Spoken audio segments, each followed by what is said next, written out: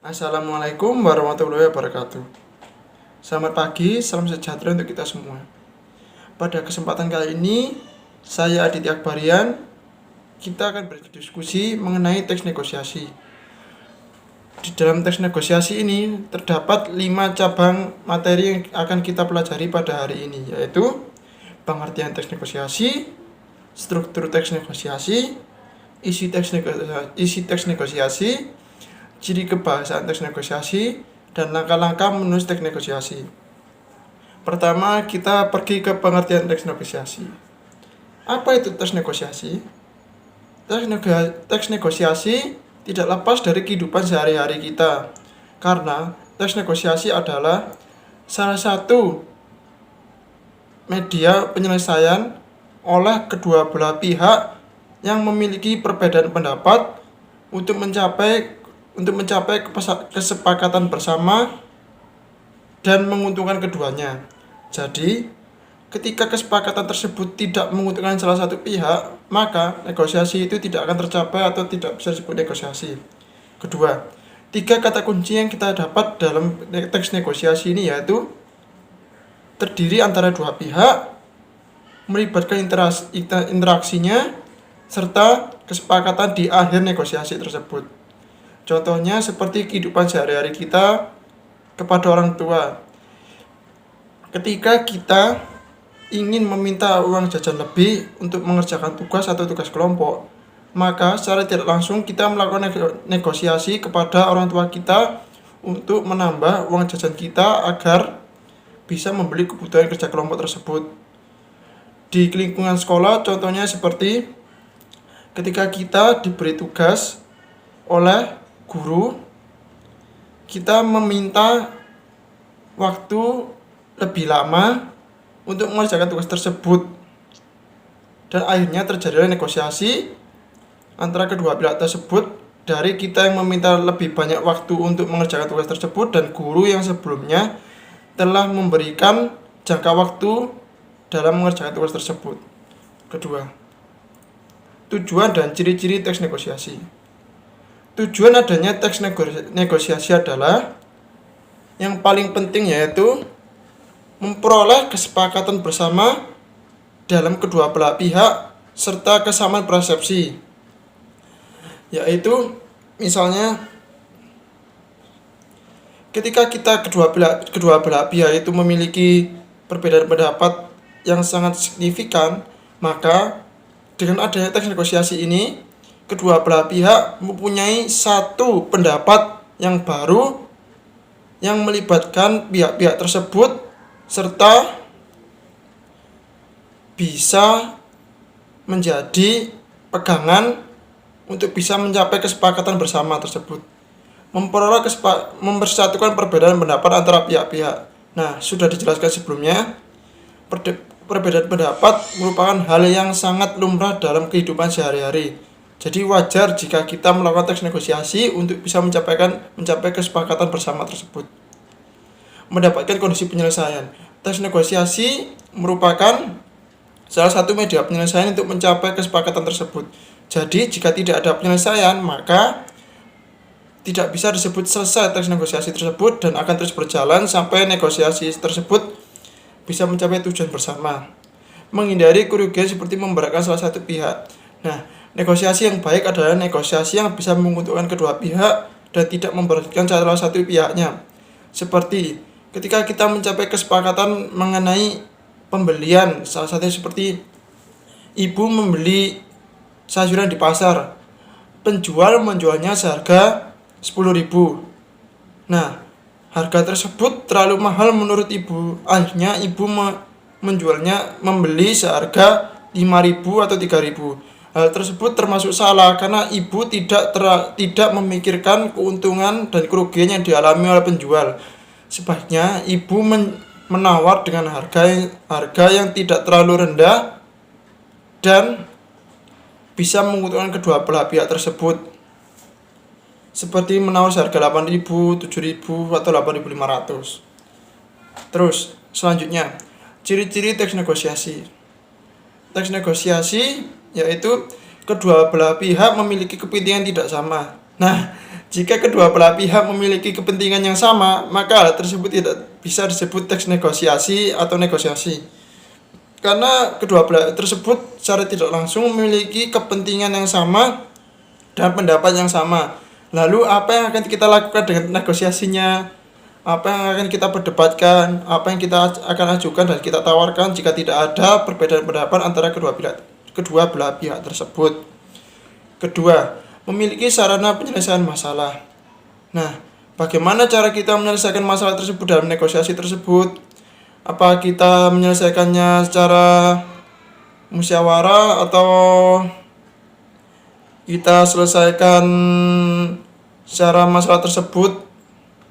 Bagaimana kita cara menyelesaikannya lalu menguntungkan kedua pihak? Nah, jika salah satu pihak merasa terberatkan dan tidak diuntungkan, maka kita bisa melakukan negosiasi lagi agar bisa mencapai keuntungan dari kedua pihak tersebut sampai mencapai kesepakatan bersama dan menguntungkan kedua belah pihak.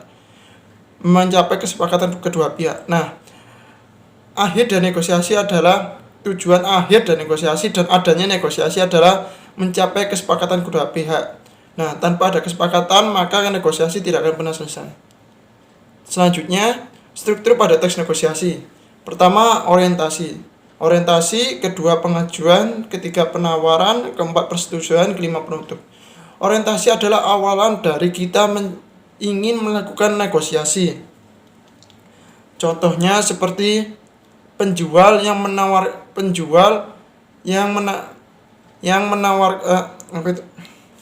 memperlihatkan dagangannya kepada pembeli seperti, ini Pak dibeli, ini barang bagus, coba Pak dilihat-lihat dulu, lihat Pak apa ini perlu butuh barang ini.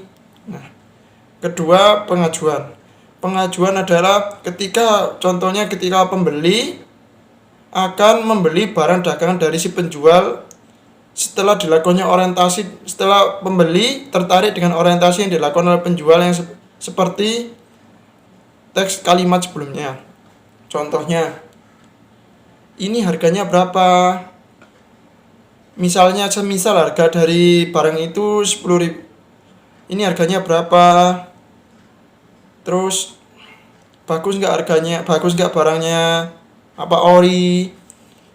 Terus selanjutnya penawaran yaitu ketika harga yang ditawarkan oleh penjual dirasa mahal atau terlalu tinggi, maka pembeli mempunyai hak untuk melakukan penawaran agar bisa sesuai dengan apa yang dia inginkan. Namun tidak menutup kemungkinan untuk bisa menguntungkan kedua belah pihak tanpa menguntungkan sepihak dari pembeli tersebut. Contohnya, ini harganya 10.000, apa boleh saya beli dengan harga 9.000 karena saya hanya bawa 9.000. Apa boleh saya tukar dengan barang lain dengan media tukar tambah. Nah, ketika penawaran tersebut berhasil, maka akan dilakukan persetujuan antara kedua belah pihak, yaitu pembeli dan penjual. Namun jika tidak berhasil, maka akan dilakukan penawaran atau pembatalan sehingga tidak terjadi persetujuan dan langkah selanjutnya. Contoh persetujuan yaitu seperti, baik, saya akan jual barang ini sesuai dengan Anda yang mau dengan harga 9.000 dan menukar barang yang telah Anda tawarkan serta diikuti dengan tambahan uang sebagai pengganti barang yang saya jual ini. Nah, terakhir adalah penutup. Penutup adalah kesepakatan yang contoh teks kesepakatan yang terjadi antara kedua belah pihak setelah dilakukannya persetujuan. Seperti, baik, saya terima barangnya dan deal, dan setelah hal tersebut terjadi, maka penjual tidak berhak untuk menuntut barangnya kembali atas apa yang telah dibeli oleh pembeli tersebut. Selanjutnya, kaidah kebahasan teks negosiasi. kaidah kebahasaan teks negosiasi seperti logis, kalimat deklaratif, bersyarat, bahasa yang sopan, bahasa persuasif, dan menggunakan kalimat konjungsi dan efektif. Logis kaitannya erat dengan bahasa yang sopan. Dengan kita menggunakan bahasa yang sopan dan logis, maka bisa membuat negosiasi yang kita lakukan lebih konduktif dan bisa mencapai kesepakatan yang kita inginkan, bisa terjadi dan menguntungkan kedua belah pihak. Kedua, kalimat deklaratif. Kalimat deklaratif yaitu dalam teks negosiasi kita menyampaikan pernyataan yang bersifat informasi agar pihak yang kita ajak negosiasi bisa mengerti apa yang kita ajukan dan kita tawarkan dalam negosiasi tersebut. Ketiga, bersyarat. Ketika kita melakukan kata ini biasa kita lakukan ketika kita melakukan penawaran untuk bisa meyakinkan pihak yang kita ajak negosiasi agar mau kita tawarkan apa yang kita mau, apa yang kita tawarkan, menawarkan barang yang kita tawarkan. Seperti jika andai kata. Keempat, yaitu bahasa yang persuasif. Dalam teks negosiasi kita menggunakan bahasa yang persuasif atau bersifat mengajak agar pihak yang kita ajak negosiasi mendengarkan kita dan mempersetujui apa yang kita tawarkan. Kelima, menggunakan kalimat konjungsi dan efektif. Dalam negosiasi kita biasa menggunakan kalimat konjungsi seperti walaupun, meskipun, dan efektif, serta menggunakan kalimat efektif agar negosiasi yang kita lakukan tidak bertele-tele dan bisa mencapai kesepakatan serta tidak bisa membuat nyaman pihak yang kita ajak negosiasi. Selanjutnya, langkah-langkah menulis teks negosiasi. Pertama, menentukan tujuan. Apa yang kita inginkan dari negosiasi tersebut? Seperti kita menginginkan sebuah sepeda motor, maka kita harus tahu apa yang kita inginkan dalam melakukan negosiasi tersebut agar kita bisa mencapai tujuan akhir penyelesaian dari negosiasi tersebut. Kedua, menentukan pihak-pihak yang berkaitan. Seperti jika kita ingin membeli sebuah makanan, maka kita harus pergi ke penjual makanan tersebut. Tidak mungkin kita jika ingin membeli makanan malah kita ke dealer sepeda motor kan. Ketiga, menentukan konflik. Kita harus tahu apa yang akan terjadi jika kita menawarkan apa yang kita miliki dengan apa yang dimiliki oleh pihak tersebut. Tidak mungkin negosiasi tersebut berjalan lancar dan memiliki pendapat yang sama antara kedua pihak tersebut. Keempat, menentukan solusi dalam penawaran. Nah, ketika konflik itu terjadi, kita harus bisa menentukan bagaimana penyelesaian dari konflik itu agar mencapai kesepakatan dalam negosiasi tersebut dengan cara menawarkan apa yang diinginkan penjual, namun kita juga memilikinya. Kelima, menentukan model kesepakatan. Nah, kesepakatan yang kita harus selesaikan itu seperti apa? Apakah kita harus membeli barang tersebut dengan tukar tambah atau menukar barang tersebut dengan nilai yang sama agar penjual tersebut mau memberikan barang yang dimilikinya kepada kita. Nah, setelah kita menyelesaikan kelima tahap tersebut, maka teks negosiasi itu akan bisa tercapai dan terselesaikan. Nah, berikut adalah contoh dari teks negosiasi.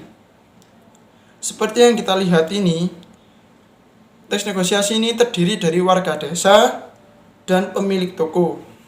Warga desa sebagai pihak yang menawar dan pemilik toko bangunan sebagai pihak yang menjual. Nah,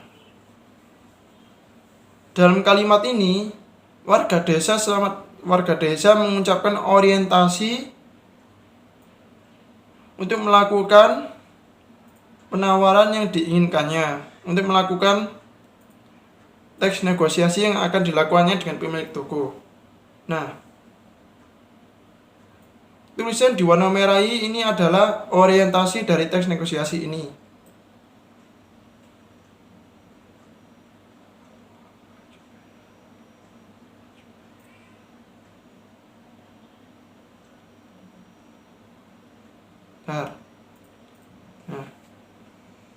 Nah, setelah pemilik toko menjawab salam dari warga desa, maka warga desa selanjutnya adalah melakukan penawaran kepada pemilik toko tersebut. Selanjutnya, pengajuan penawaran kepada pemilik tersebut. Selanjutnya, maka akan terjadi seperti langkah-langkah ini, yaitu orientasi, pengajuan, penawaran, persetujuan, penutup. Maka akan terjadi penawaran antara kedua pihak tersebut seperti boleh saja Pak, asalkan. Nah, maka pemilik toko tersebut mengajukan pengandaian agar penawaran tersebut bisa mencapai persetujuan, akan mencapai langkah selanjutnya, yaitu persetujuan. Nah, ini adalah persetujuan. Ini adalah penawaran.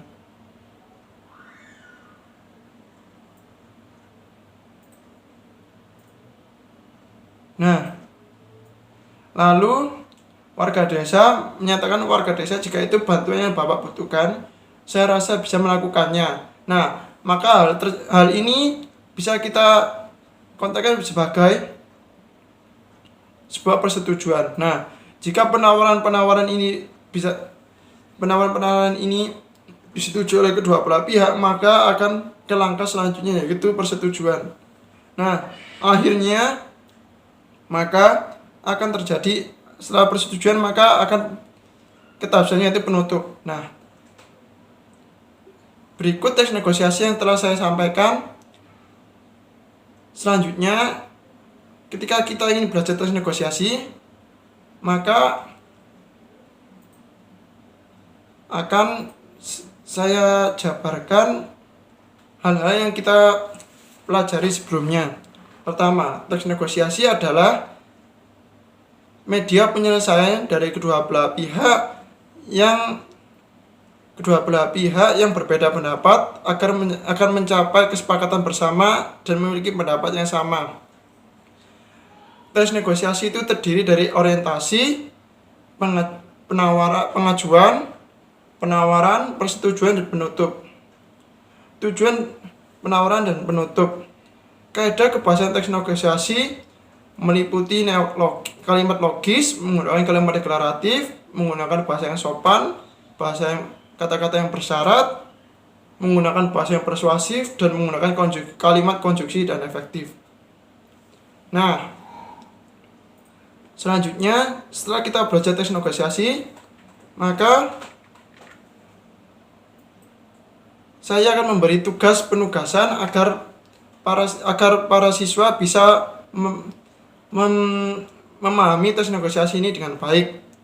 Pertama, cobalah susun teks negosiasi yang Anda ketahui dalam kehidupan sehari-hari, seperti teks negosiasi antara orang tua dan anak, sesuai pemahaman Anda, serta demonstrasikanlah teks negosiasi tersebut dalam bentuk video pembelajaran, serta dikumpulkan 2 minggu setelah video ini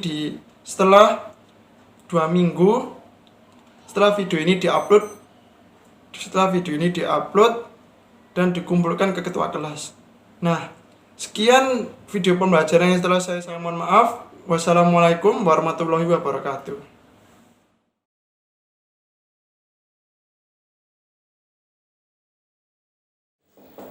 Assalamualaikum. Waalaikumsalam. Iya Mas, silahkan masuk. Oh, Masnya itu yang tadi telepon mau datang beli itu ya Mas ya? Jadi bagaimana Mas? Jadi begini Mas, saya sudah lihat barang yang Anda tawarkan di lapak online tersebut dan saya tertarik. Namun harga yang Anda tawarkan pada barang tersebut menurut saya terlalu mahal. Apakah bisa diturunkan sedikit saja Mas? Maaf mas, nggak bisa, itu sudah harga pasarannya. Tapi jika masnya beli lebih dari 2, maka ada diskon khususnya mas. Bagaimana mas? Menarik kan? Oh iya mas, mau. Setuju mas, saya beli 4 ya mas ya. Bisa dikirim secepatnya ya, karena saya sangat butuh sekali. Baik mas, akan kami usahakan. Terima kasih telah membeli barang di toko kami. Semoga Anda bisa memesannya lagi di lain hari. Terima kasih.